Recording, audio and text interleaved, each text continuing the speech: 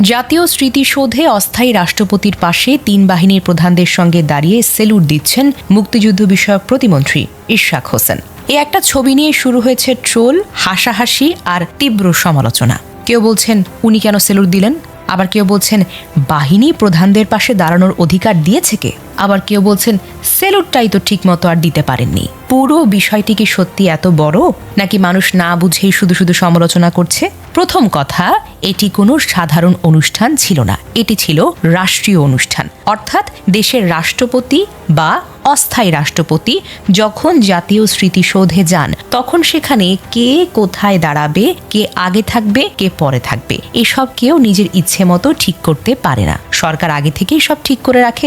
আপনি যদি মনে করেন ইশরাক ইচ্ছা করে গিয়ে বাহিনী প্রধানের পাশে দাঁড়িয়ে পড়েছেন, আপনার ধারণা ভুল, কারণ এগুলো সব আগে থেকেই ঠিক করা থাকে। প্রশ্ন হলো, ইশরাক কোন যোগ্যতায় সেখানে ছিলেন? অনেকেই হয়তো জানেন না, জাতীয় স্মৃতিসৌধের দায়িত্ব মুক্তিযুদ্ধ বিষয়ক মন্ত্রণালয়ের, আর ইশরাক হচ্ছেন সেই মন্ত্রণালয়ের প্রতিমন্ত্রী। তাই অস্থায়ী রাষ্ট্রপতিকে স্বাগত জানানোর সময় সেখানে থাকা তার দায়িত্বের মধ্যেই পড়ে। অর্থাৎ তিনি অতিথি হিসেবে যাননি, তিনি দায়িত্ব পালন করতেই সেখানে ছিলেন। তাহলে বাহিনী প্রধানদের পাশেই কেন দাঁড়ালেন? এটাও কিন্তু অনেকের ভুল ধারণা, বা অনেকে একটু ভুল বুঝেছেন। দেখুন, বাংলাদেশের একটা সরকারি নিয়ম আছে, এর নাম হলো ওয়ারেন্ট অফ প্রিসিডেন্স।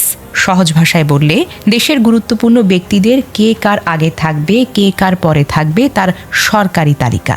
এই তালিকা অনুযায়ী একজন প্রতিমন্ত্রীর অবস্থান তিন বাহিনীর প্রধানের চাইতেও অনেক উপরে। তাই সেখানে ইশরাকের পাশে সেনাপ্রধান, নৌপ্রধান, বিমান প্রধান দাঁড়ানোর নিয়মটা এই নিয়মের মধ্যেই পড়ে। তিনি কাউকে সরিয়ে গিয়ে দাঁড়াননি, নিজের ইচ্ছে মতো দাঁড়াননি, সরকারি নিয়ম মেনেই দাঁড়িয়েছেন।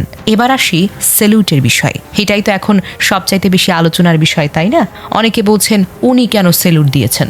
আসলে এই ধরনের অনুষ্ঠানে একটা নির্দিষ্ট সময় আসে যখন সবাই রাষ্ট্রীয় সম্মান প্রদর্শন করেন। যখন জাতীয় স্মৃতিসৌধে ফুল দেওয়া শেষ হয়, তখন ওনার অফ গার্ড রাষ্ট্রীয় সালাম দেয়। সেই সময় একই সারিতে দাঁড়িয়ে থাকা সামরিক কর্মকর্তারা সবাই সেলুট করেন। সেই মুহূর্তে ইশরাকও সেলুট করেছেন। তাহলে কি একজন বেসামরিক মানুষ সেলুট দিতে পারেন?